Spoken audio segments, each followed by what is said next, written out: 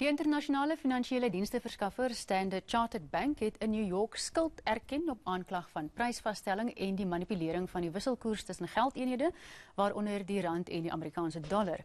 Sowat 14 oorseese banke word by hierdie misdryf betrek en in Suid-Afrika is daar ook 'n ondersoek deur die Mededingingskommissie aan die gang. Ons gesels nou met die woordvoerder van die Mededingingskommissie, Sipho Ngwema. Mr. Ngwema, welcome, and may I call you Sipho? Yes, okay. Some media reports have labeled this kind of collusion, price fixing as an attack on our democracy. Do you agree with that? Charlene, good evening, and good evening to your viewers. Look, any manipulation of our currency, any distortion of our currency, particularly by people with various interests, is an attack on our democracy, is an attack on our sovereignty. So those are the kind of things that we must guard jealously against.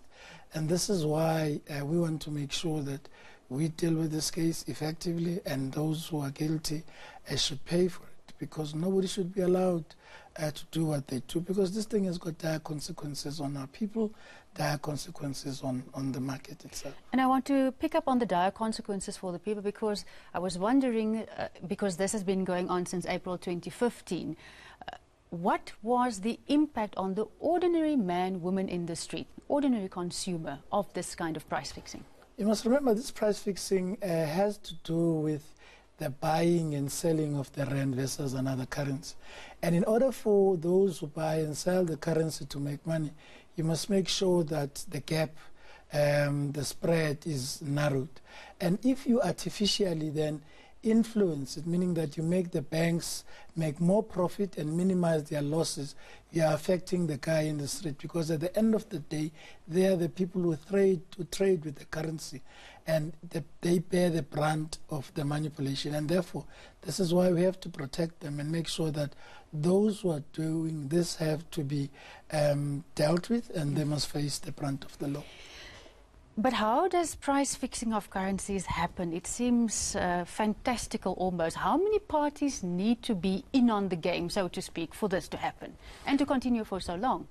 For example, we have charged about 18 banks in South Africa for this kind of manipulation, because you need them. What they did, they used what is called chat rooms, where then they looked at the kinds of offers that were there, and sometimes they put in fictitious bids. So you need these traders who understand this, but then they manipulate you and I, the people who are buying the currency. So they put fictitious bids because they want to widen the gap. So at the end of the day, they mislead the public, they mislead the customers, but eventually it is not the people who make the profit in that regard. They fix the price in order for the banks to make the money, not the ordinary customers. Now, there are some South African banks involved. What does this say about the internal control mechanisms?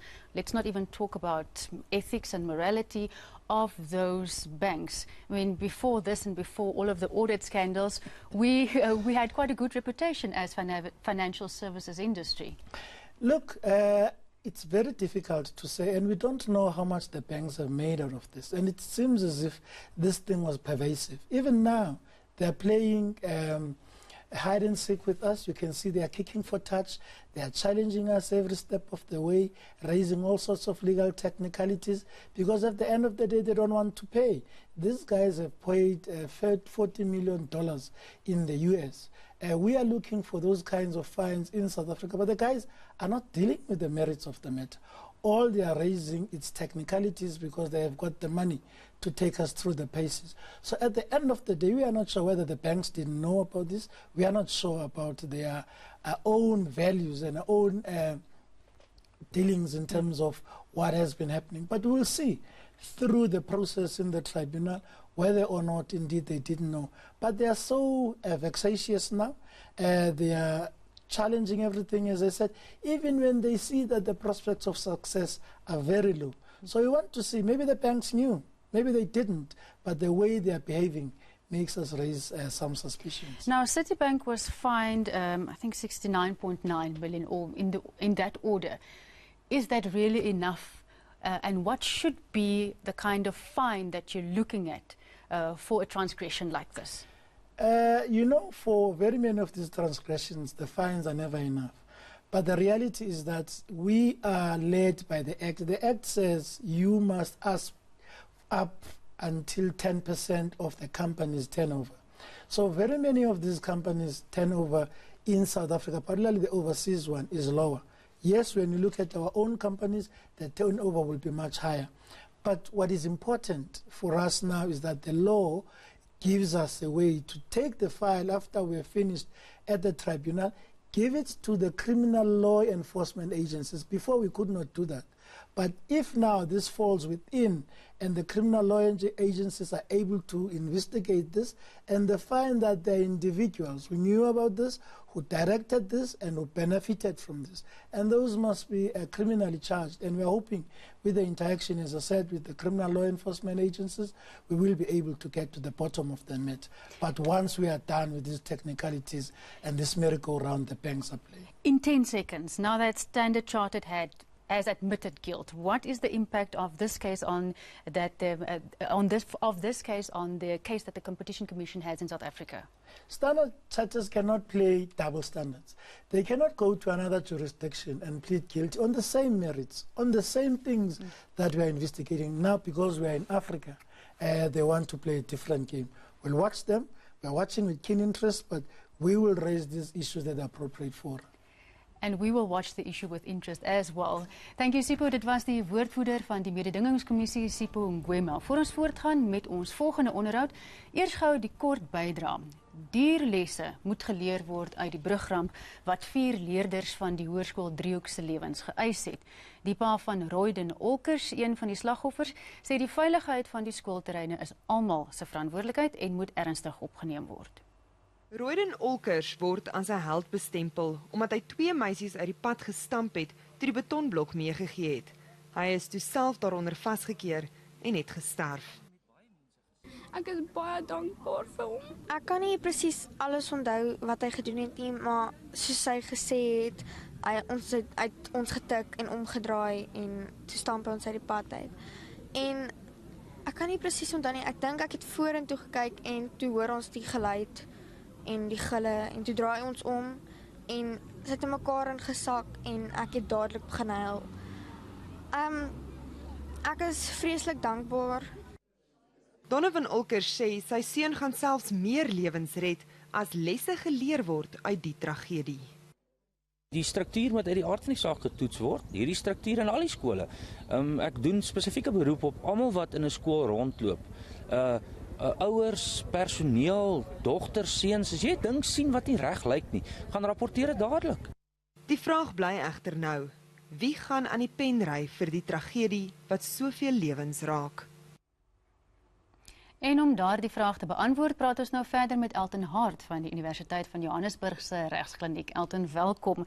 Na aanleiding van hierdie tragiese voorval by Hoërskool Driehoek, wat is die regsaanspreeklikheid van die skool? Kom ons begin eers daar. Eerstens moet 'n mens gaan kyk. Kyk, meeste van die skole is staatseiendom, so dit gaan neerkom dat die minister of die president gaan aan die pen ry hierso, want hulle is tog die uitvoerende beamptes van die staat. So mense moet gaan kyk wie is die eienaar van hy perseel, en dan sal 'n mens nog gaan kyk na wat moes hulle gedoen het en wat moes hulle nie gedoen het op die perseel as eienaars van die perseel. En dan kan 'n mens nou verdere regstappe vat. Maar die is gewoonlik wat 'n mens nou kyk in delikte reg, waar 'n mens nou gaan praat op aanspreeklikheid en die klas van dinge. So die verantwoordelikheid kan op verskillende vlakke lê, nie net by die skool nie of by die skoolbeheerliggaam miskien nie, maar ook op provinsiale en nasionale vlak. Word dit dan meer word die gevolge dan ernstiger hoe hoër die vlak van aanspreeklikheid is? Nee, ek sou nie sê hoe hoër die vlak van aanspreeklikheid is nie. Mense moet gaan maar eers gaan kyk. Kyk, 'n mens kan nou dink ook die skoolhoof is in beheer van die skool, maar die skoolhoof is nog nooit 'n ingenieur gewees nie. So mense kan hom nie sê hy is verantwoordelik vir die instandhouding van die skool. Ja, hy is miskien daar om te kyk dat alles op die skool reg gaan, maar sy primêre taak is om te sien dat die onderrig van kinders gebeur in die skool. So mense moet gaan kyk vir alle staatsgeboue. Wie is verantwoordelik vir die instandhouding en onderhouding van hy staatsgeboue? Dan gaan 'n mens gou gaan sien dat daar is 'n staatsdepartement wat spesifiek daar geskep is. Hulle is groot, hulle is goed by uithuur van geboue. Bekele was op 'n paar jaar in die nuus spesifiek uit die departement het. So hulle is hulle geboue, so mense moet gaan kyk wat het hulle gedoen omtrent die gebou en wat het hulle nie gedoen nie. En as 'n mens mooi gaan kyk, Hoërskool Driehoek is nou so rofweg 45 jaar oud. So mense moet gaan kyk in die 45 jaar was handstandhoudingswerk gedoen en ook as 'n mens gaan kyk na die brug self, die voetbrug, dan moet 'n mens gaan kyk na spesifikasies. Was die brug gebou volgens ingenieursspesifikasies? Was hy nie miskien swak vakmanskap nie? Dan kan 'n mens teruggaan na die ingenieurs, wie dit ook al was, wat die brug opgerig het, wat die skool opgerig het, en miskien ook vir hulle bytrek en sê maar, as gevolg van swak vakmanskap het die brug ingegee. Hy moes eintlik 100 jaar gehou het, nou het hy net 45 jaar gehou. Ja. Watse regsaksie kan hieruit spruit? Is daar die moontlikheid van 'n klasaksie? Mense dink nou aan die listeriosis geval wat ons gehad het. Nee, ek sou nie sê 'n klasaksie nie, daar's omdat daar nie so baie mense seer gekry het. Daar's rofweg so 30 mense wat of seer gekry het of was die lewensverlies het ek laaste gesien was op 4. So dan kry mense nou wat hulle noem in deliktereg vermoënsskade en nie vermoënsskade.